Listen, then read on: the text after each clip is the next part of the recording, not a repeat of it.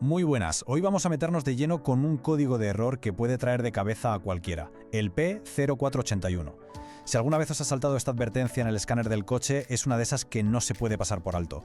Vamos a ver qué nos está diciendo el motor y sobre todo cómo solucionarlo. A ver, ¿qué es exactamente el P0481? Pues para que nos entendamos, es como un grito de auxilio. Imaginaos que el cerebro del coche dice: «Oye, que nos estamos calentando, activa el segundo ventilador ya». Pero el ventilador número 2 no contesta. Hay un fallo eléctrico y la orden se pierde. De eso va este código. Bien, aquí tenemos la hoja de ruta de hoy. Primero, desciframos el código y los síntomas que nos alertan. Luego, nos ponemos en modo detective para encontrar las causas. Después, la parte práctica, cómo diagnosticarlo correctamente. Y para terminar, las soluciones, los errores que hay que evitar y por qué este tema es tan serio. ¡Vamos al lío! Empecemos por el principio. Dentro del coche, el módulo de control del tren motriz, o PCM, es el que manda. Está todo el rato vigilando la temperatura del motor. En cuanto detecta que la cosa se calienta más de la cuenta, manda la orden de encender el ventilador secundario para echar una mano. Si esa orden se envía pero no obtiene respuesta, ¡zas! Ahí es cuando salta el código P0481. Y ojo, un dato curioso. Aunque este fallo le puede pasar a cualquier coche, parece que tiene cierta predilección por algunos modelos. Es bastante habitual verlo en ciertos Chevrolet, en la Fiat Ducato o en los Spark. Así que si se tiene uno de estos, hay que prestar el doble de atención. Venga, pasemos a los síntomas. ¿Cómo nos avisa el coche, más allá del código, de que algo no va bien? Lo primero y más evidente, la temida luz de Check Engine se enciende en el salpicadero. Pero hay más. Es muy probable que el motor se sobrecaliente, sobre todo cuando, pues en el peor momento, en un atasco o al poner el aire acondicionado. Si la aguja de la temperatura sube más de lo normal, mala señal. El ventilador secundario no está haciendo su trabajo, está claro. Vale, ya conocemos los síntomas. Ahora toca investigar. ¿Quién es el culpable? Vamos a ver la lista de los sospechosos habituales detrás de este fallo.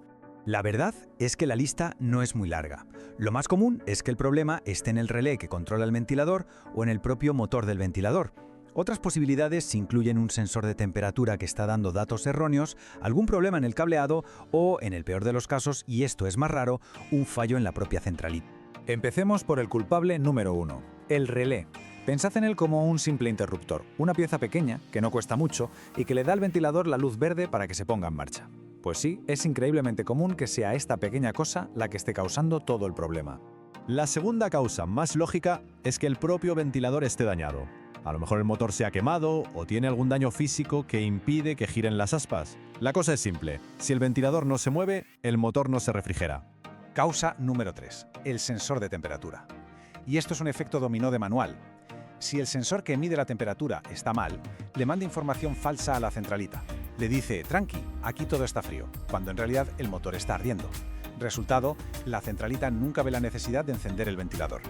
Y no nos olvidemos del cableado. A veces subestimamos la importancia de un simple cable. Un conector suelto, un poco de corrosión o un cable pelado. Cualquiera de estas cosas puede cortar la comunicación entre la centralita y el ventilador. Es como intentar hablar por un teléfono con el cable cortado. Venga, ahora la parte clave, el diagnóstico. ¿Cómo encontramos el problema sin volvernos locos y sin gastar dinero a lo tonto? Pues con método, siguiendo unos pasos lógicos. Aquí el orden es fundamental. Primero, lo más fácil y barato, revisar los fusibles. Después, una buena inspección visual al relé y a los cables. Luego, conectamos el escáner para ver si la centralita está mandando la señal.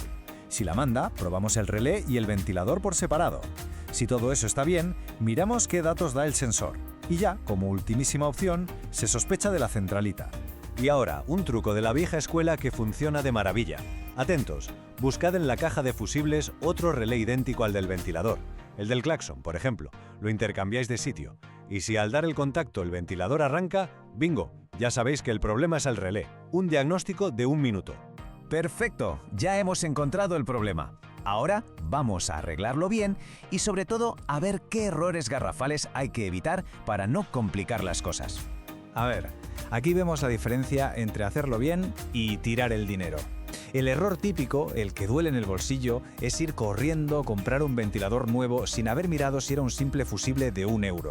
La forma correcta, la inteligente, es ir paso a paso. Fusibles y relés primero, después revisar bien los cables. Y solo cambiar la pieza cuando estemos seguros de que es esa. Lógica pura. Y llegamos al punto final, pero quizá el más importante de todos. La pregunta del millón. ¿Qué tan grave es este código? ¿Podemos seguir circulando con él como si nada? La respuesta es un no rotundo. Ignorar este código es jugársela. Estamos hablando de un riesgo muy real y muy alto de provocar un daño gravísimo en el motor. Esto no es una lucecita de cortesía, es una alerta roja para el corazón del coche.